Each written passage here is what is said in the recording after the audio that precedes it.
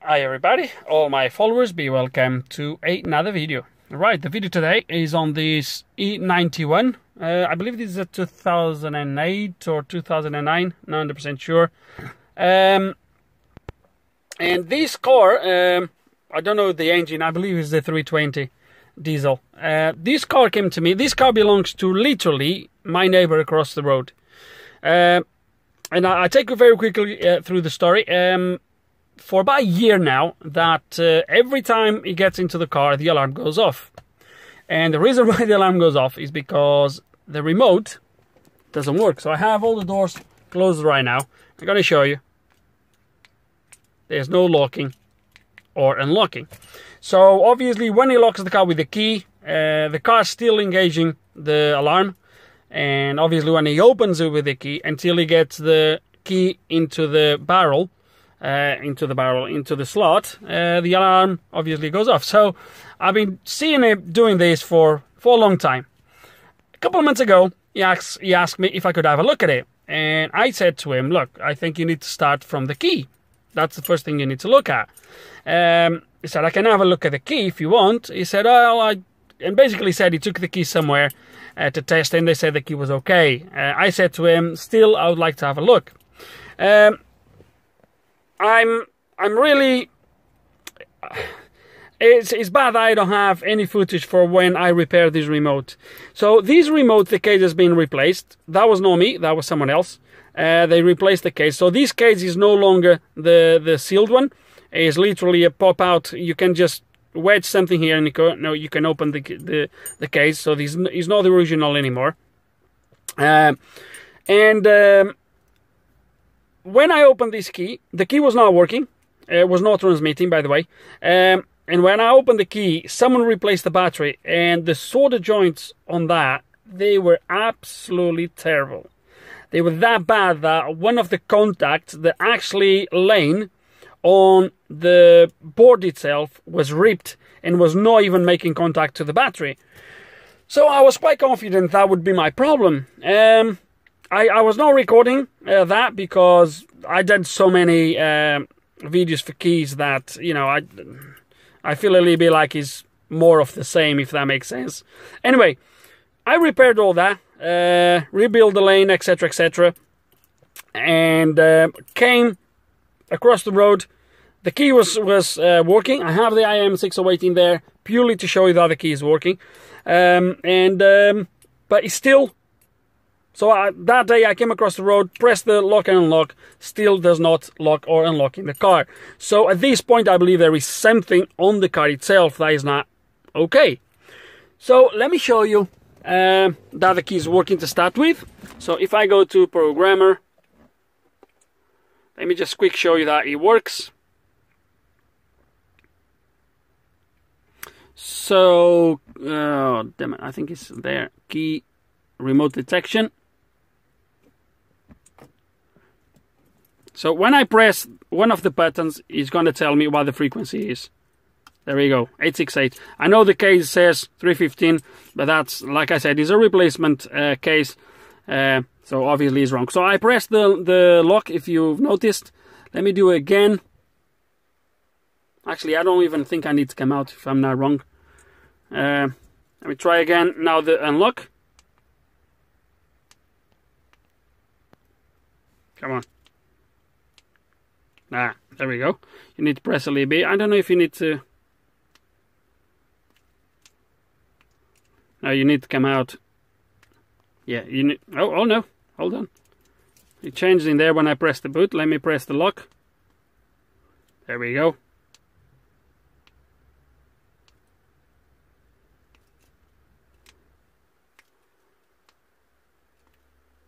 Let me go out and just test the unlock again, because it looks like you need to press a little bit.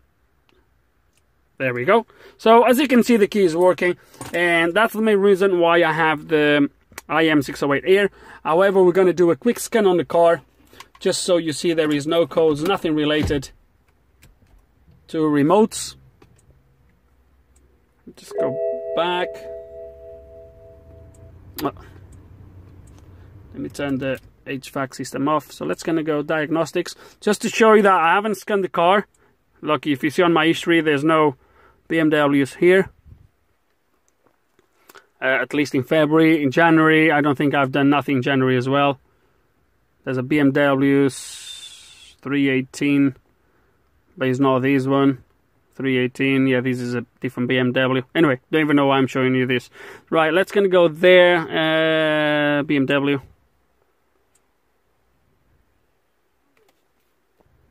So let's gonna do an automatics selection.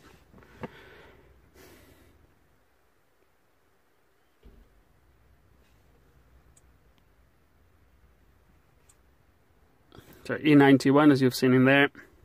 So I just want to do a quick scan on the car, just purely to show you there's nothing related to remotes. At that time, I've also scanned the car when obviously I repaired the remote and still didn't work. I did a scan on the car. I looked through live data, what I could see with the IM608 was nothing there for the remotes. So I couldn't do nothing like sort of synchronizations or anything like that. There's nothing like that available.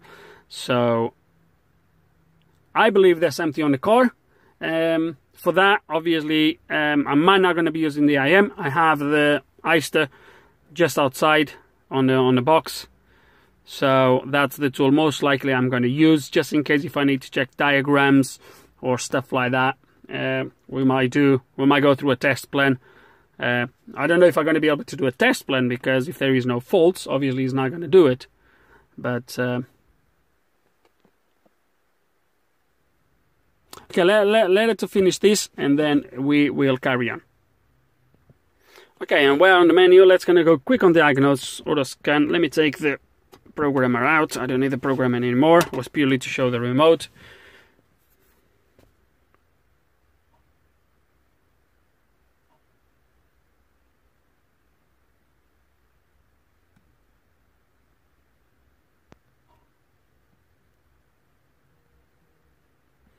Okay, so we have a few faults around here.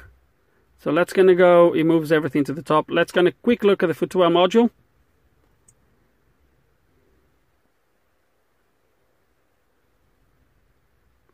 Brake light, there is a warning on the dash, so not worried about that. Con controller, that's I believe is for this controller here. Not really worried about, but I will show you just in case.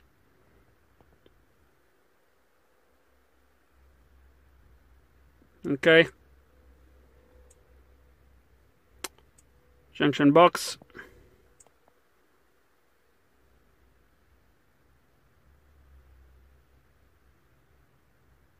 Okay. Nothing to do with remotes. Combi.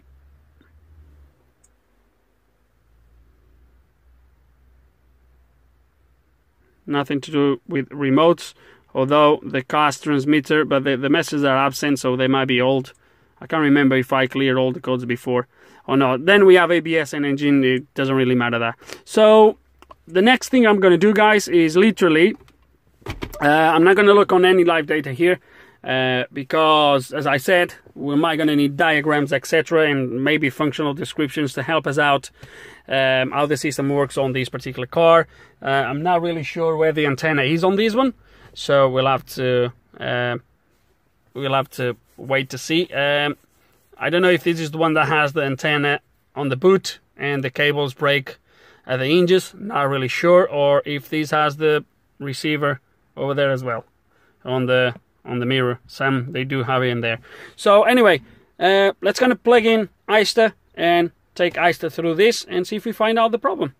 Okay, so Eister is running and car details loaded. I'm going to do, just curiosity, a quick test to the whole car. Obviously it's going to retrieve the same results as the IM608, but just so we can go a little bit through some live data, etc., if we have to. I believe the module responsible for the central locking is the CAS, if I'm not mistaken. So we might gonna go there and see if there's any live data that will help us. I know for a fact there isn't, because, or there is nothing really important in there. because I already scanned it, this car, as I said, with the M608 in the past, when I repaired the remote. Just repeating things. Anyway, so we're gonna do a quick thing, and then there is something here that I will show you how to get to, that will help us out to hopefully find out what's going on with this remote system. Okay, and the scan is finished, so we are going to, I believe is vehicle management. I'm not sure if he's here. Let's gonna go to service functions. I'm not sure if it's service functions or troubleshooting. Right, that'll be body, locking and security functions. Let me see if he's locking. Remote key and ignition key. Block or enable, personalization number. I don't think it's this.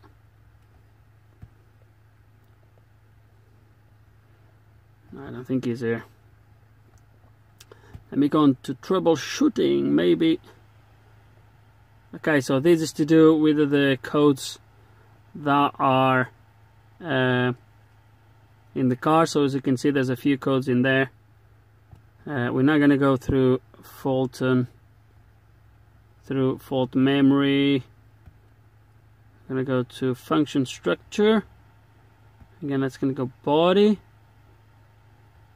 Again, let's gonna go to. It's gonna go to what? Yeah, should be locking and unlocking. Let me see. No current for central locking system. Let me see if there is anything. Remote key. There we go. Now we are getting somewhere. Remote control and aerial. So there we go. It's from the cars. I knew it was from the cars. Remote control and K9 vehicle comparison imagine. For screw connection of hatchback. Okay, let's gonna go first to this one here. I do apologize for the glare, but okay. So there's a brief description of the stuff here: rechargeable battery, emergency keys, blah blah blah blah blah. You can pause if you want and read it. I'm just going to go very quick to the brief description. The car access system, so the car's control units includes the functionality of the remote, the ignition and starter button, blah blah blah. Okay, amplifier. The antenna amplifier receives and emulates the signals transmitted by the remote control units after the to the cars. As many as 4 remote control units can be. Okay, so the aerial and antenna is the one that receives the signal from the key,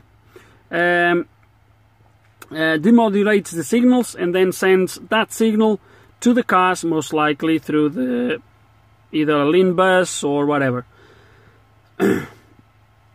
So we're gonna tell them there is a problem. And we are going to continue.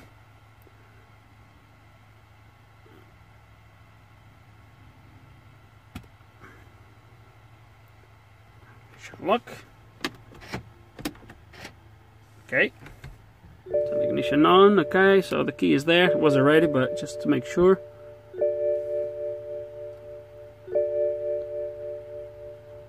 There we go. It's key number 1, as you can see in there. Let's press continue. The remote must be okay. It's for the following check. Check the battery. I'm sure the battery is okay.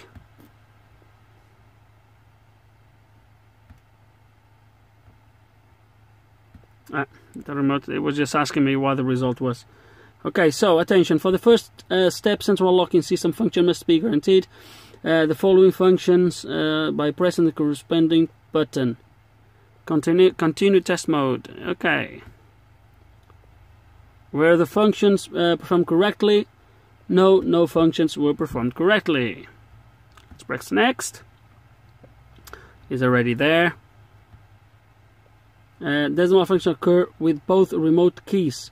I only have one, so I'm going to tell him yes. And I think the guy only has one key anyway. So what he's doing now is exactly. So what he's doing now, if both keys are doing the same, now he's going to start to point me to something on the car, which I said at the start of the video, most likely that's what would be. So check the aerial diversity, check plug connections and screw connection, ground connection, blah blah blah. So let's gonna go to wiring diagrams. So junction box feeds my aerial, then we have comfort access control unit, aerial, must be a ground somewhere. I might be okay.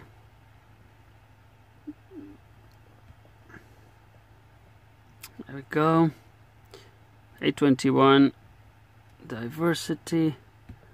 Now I'd like to see where blah is, if this is the one.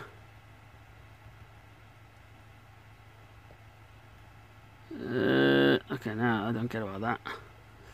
Okay. Now let me see where this antenna is. There we go. Bingo. So I have a feeling this is going to be the one that the cable breaks in the boot.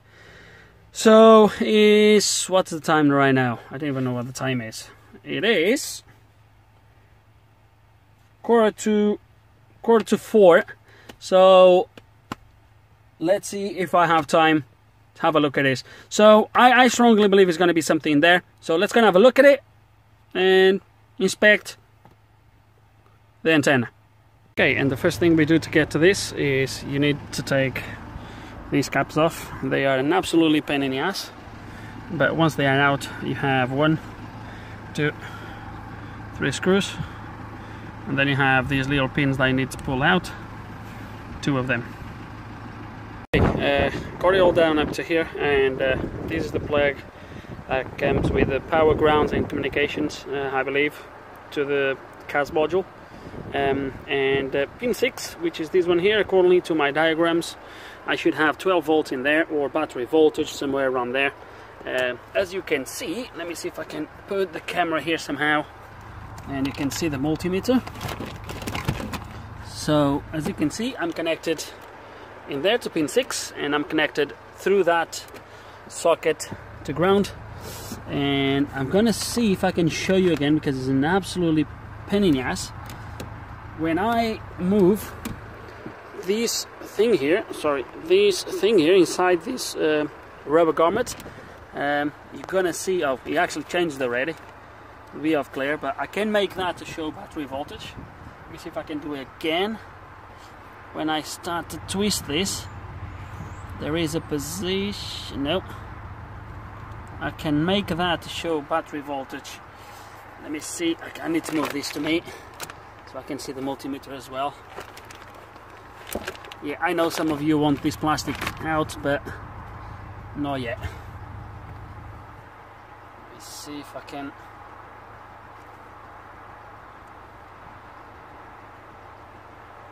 Wait.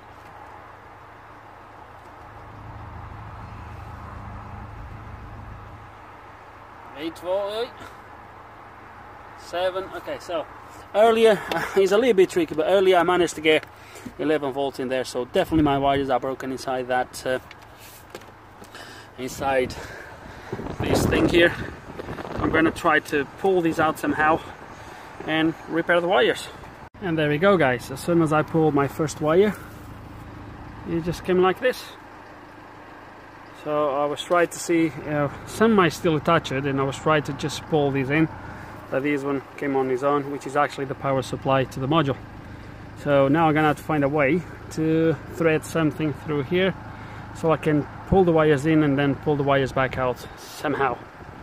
Hey guys, what a nightmare. So I actually had to cut a good wire here, which was this wire here, so I could pull this blue wire through, so I can then pull all the wires back in, because the wire that was broken, this one, it was broken somewhere in there, and there was no way for me to pick it up. So I had to pull this one all the way back.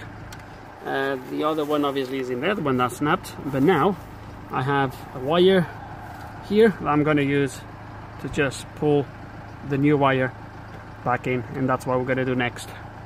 But not before making sure that all the other wires are good from the plug up to here. And yes, I'm going to pierce the wires very gentle just to make sure there is continuity and that they are all good.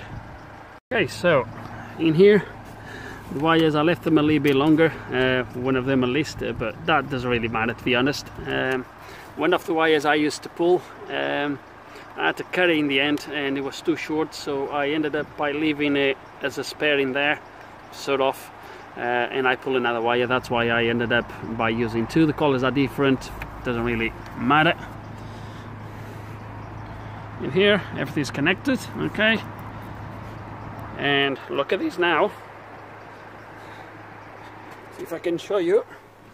I can't lock it because I have the battery just to maintain the battery, and I have doors open, etc. But look what happens when I press the unlock. Just pay attention.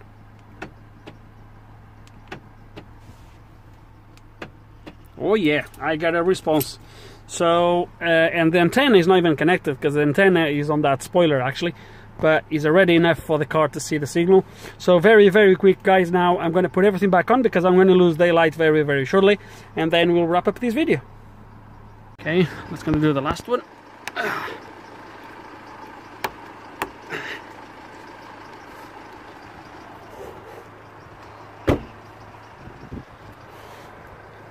And it's getting really dark. It's going to do one last test. Oh, beautiful.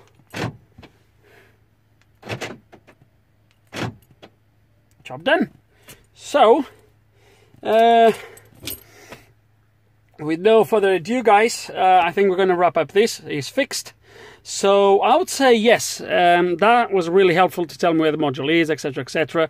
I think, and I ran out of battery. Anyway, just to wrap this up, yes, a quick Google search would show you where that is.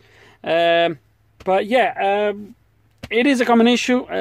You guys might have been across this, you might have seen this. Usually is where the wires break in there, but nothing like do the proper tests first. Unfortunately, I didn't record. It would be nice to have the key repair here, just to put the lights on. Would be nice to have the video for the key repair when the solders were all done. So, but yeah, I missed that bit. Anyway, guys, with no further ado, hope you enjoyed the video. Hope there's some information on it you can find useful. If you do have any questions, any comments, put them below, and like always, thanks for watching.